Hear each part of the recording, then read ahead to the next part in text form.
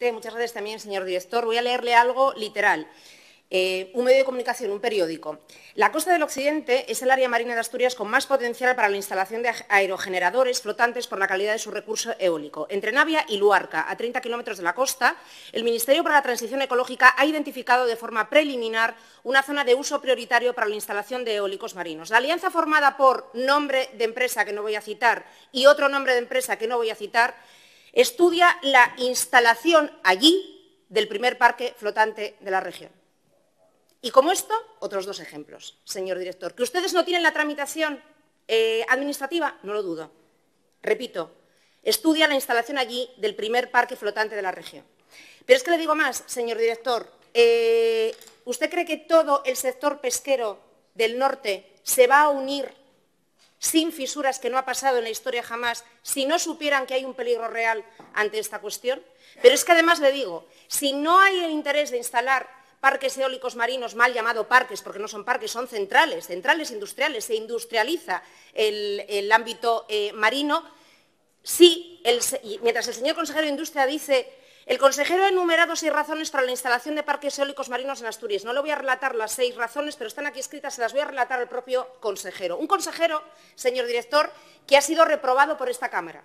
Y parece inaudito que un consejero que ha sido reprobado por esta Cámara tenga todavía más influencia que un sector fundamental para Asturias, como es el sector pesquero, al que, por cierto, este sector pesquero está esperando a que el señor presidente Adrián Barbón lo reciba. Al sector pesquero asturiano, a todas las cofradías asturianas, ya le han solicitado reunión y hasta la fecha no han recibido ningún tipo de contestación. Esperemos, señor director, y lo digo también a la Cámara, que el actual presidente del Gobierno, el señor Adrián Barbón, no le dé cita a las cofradías de pescadores 2 días antes de que empiecen las elecciones en pleno proceso electoral, porque sería horrible y feísimo. Están esperando por esta cita.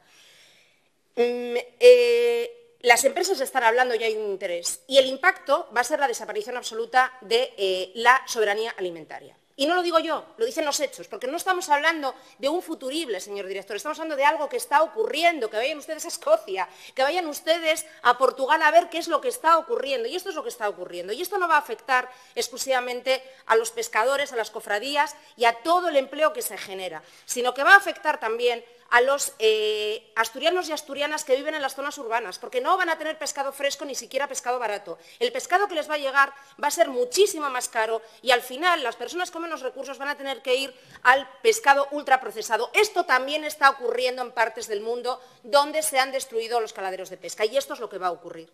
Usted, señor director, ha sido valiente.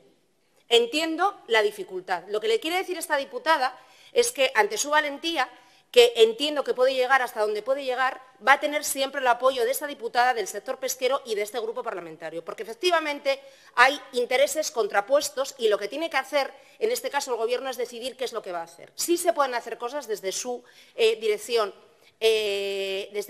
general, porque es usted el que más sabe de estos asuntos. Sí que creemos que puede intermediar. Yo le pido que no dejen a las cofradías de pescadores de lado, que sean claros en su posición. Usted dijo, nuestro interés está con el sector pesquero. Yo le pido que esté con el sector pesquero y con la ciudadanía asturiana, porque es muy importante que esto ocurra, señor director, y que, sobre todo, que la cosa se va a complicar, porque en estas 6 razones que enumera un consejero que dice, hombre, igual no se implanta la eólica marina. Y entonces, ¿para qué invitas expresamente a un buen número de empresas extranjeras diciéndoles que hay oportunidades para invertir aquí? Esto lo ha hecho el señor consejero de Industria. Es decir, hombre, bobos y bobas del todo no somos. Alguna cosa podemos intuir. Con lo cual, ante esta situación, lo que creemos desde este grupo parlamentario es que un consejero que ha sido reprobado por la mayoría de la Cámara debería de estarse quieto.